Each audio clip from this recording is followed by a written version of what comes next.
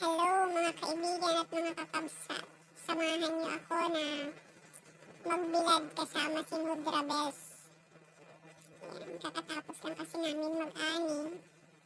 Ngayon, kailangan na namang ibilad ang palay. Kakalungkot nga lang kasi ang mura-mura ng per kilo ng palay. Sa amin dito, 8 lang per kilo. Diyan ba sa lugar niyo magkano ang kilo ng palay? Tapos ang mahal-mahal ng abono. Ay, ano pa kaya ang mangyayari? Paano pa kaya aasenso ang pamumuhay kapag ganito? So ayun na nga, wala tayong magagawa dyan. Hindi tuloy-tuloy lang. Hindi naman po pwedeng hindi tayo magtanim. Kasi naman bumili ng bigas, napakamahal naman ng bigas.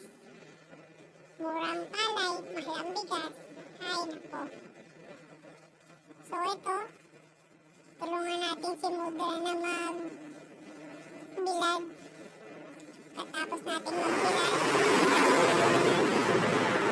Ayan na, nag-set up muna ako ng camera. Wait, isipot ka lang dyan. Saka ingat ka sa pagwawalis kasi maraming dumadaan sa sakyan. Dito kasi sa akin, guys, kapag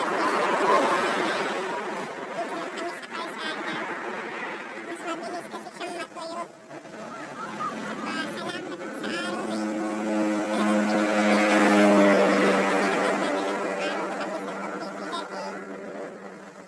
mga 2 oras lang. Maya-maya makulimlim na naman. Kailangan na naman namin ang mga pali na bigat na.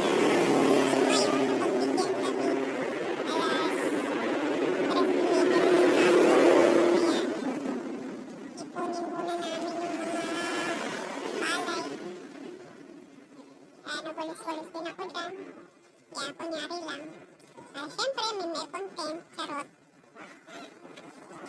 So, ito nga guys.